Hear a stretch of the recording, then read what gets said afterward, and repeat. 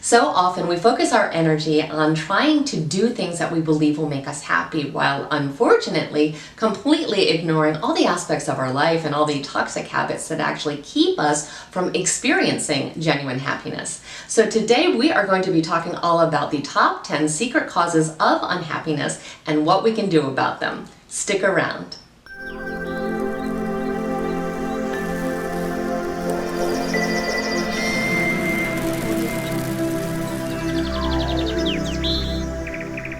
Welcome back. My name's Nina and I'm a life coach that specializes in personal development. Here at this channel we talk all about our emotional well-being, understanding our own psychology, and living our best life possible. So if you aren't already a subscriber, please take a moment and become one. We definitely want you to stay connected.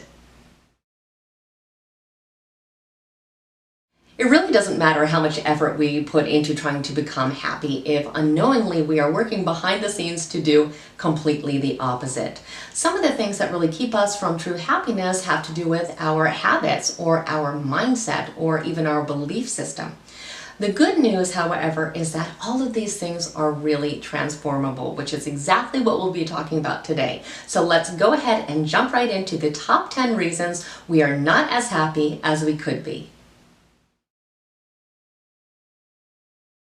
Now, the first problem can be that we are living by the standards of other people instead of our own.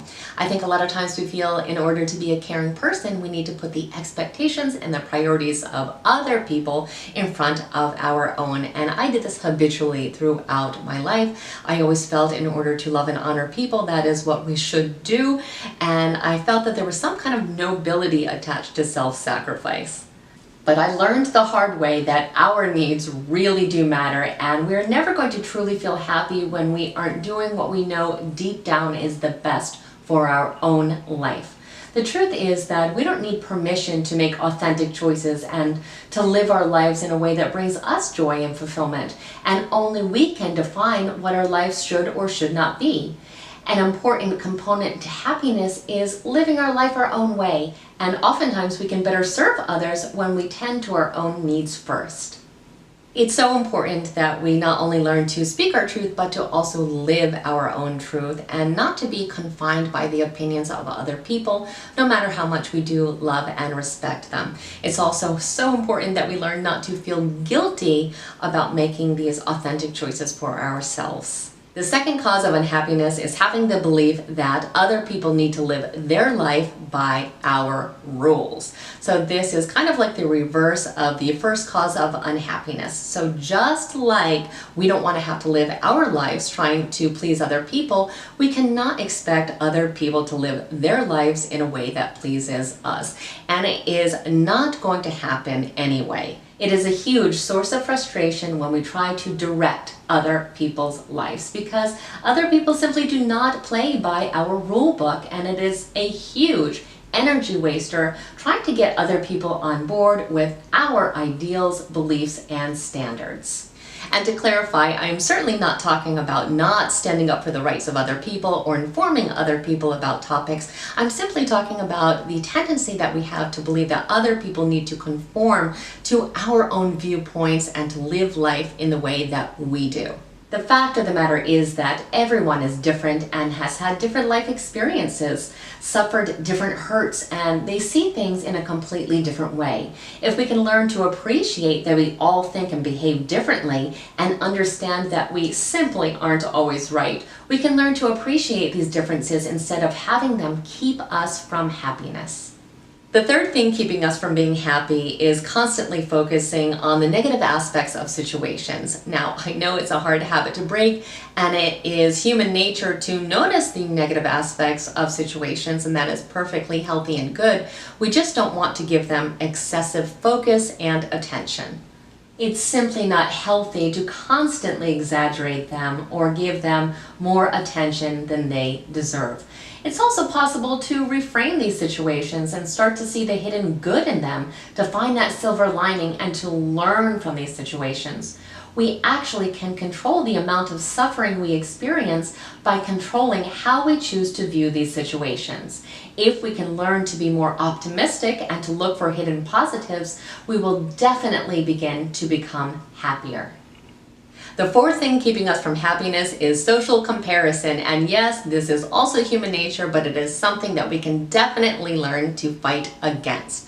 I'm sure you have heard the expression compare despair, which really just showcases our tendency to distress ourselves by comparing ourselves to people that we feel are more successful than we are. Nowhere is this more prevalent than in social media, where we are constantly bombarded with images of people that we believe to be better off than us in some way or another, which is oftentimes not even the case. We never know what is really happening in the lives of other people. We just know how they are choosing to portray themselves. We certainly can't let the successes or failures of other people help us determine how we feel about our own selves. We all have completely different lives, and believe me, just because someone looks happy does not mean that they actually are, so the comparison is never really valid. We need to learn to focus on our own lives and just try to be a better person or a better version of our own self from day to day. The fifth thing that can happen is that we are constantly clouded by worry. Now, worry is normal and natural in some situations and certainly appropriate in some situations. However, I can safely say that most of us crossed that line a long time ago and spent a disproportionate amount of time in inner turmoil. The problem with worry is that it is not productive. It wastes time, it causes intense suffering, and it gets us nowhere. In fact, experiencing this much fear often makes us unable to think clearly or realistically. So much of worry comes from not trusting life and from trying to control everything, which is self-defeating and completely impossible. As Mark Twain once said, "I've suffered a great many catastrophes in my life, most of which never happened." If we can learn to break the habit of constant worrying, happiness would come about a lot easier. The sixth thing that can cause a lot of unhappiness in our life is feeling like it does not have a purpose.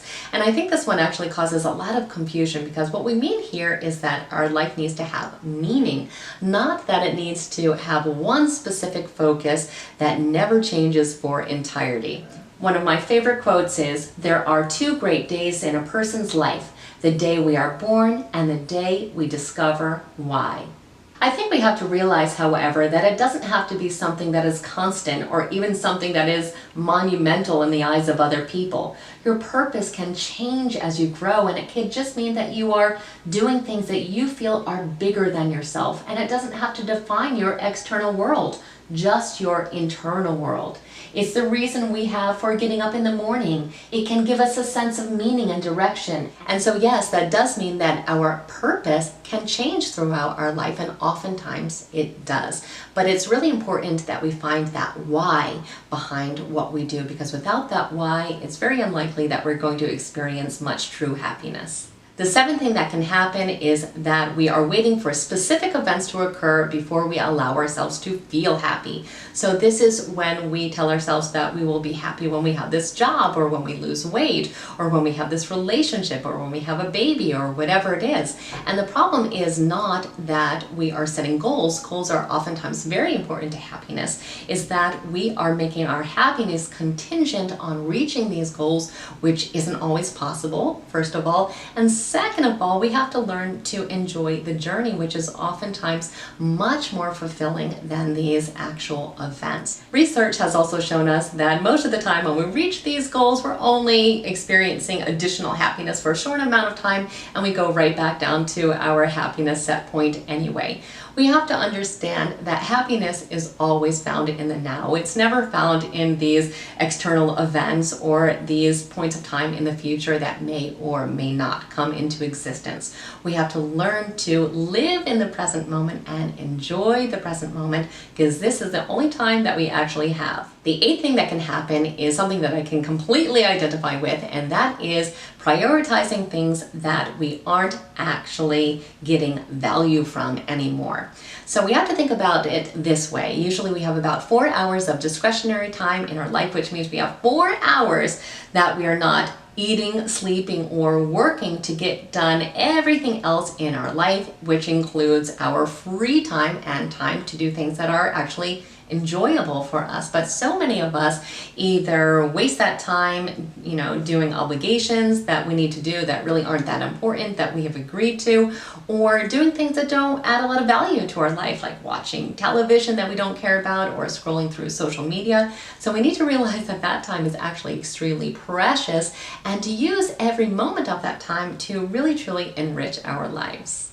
The ninth thing that could be keeping us from happiness is being stuck in the past. And this is something else that I can completely relate to.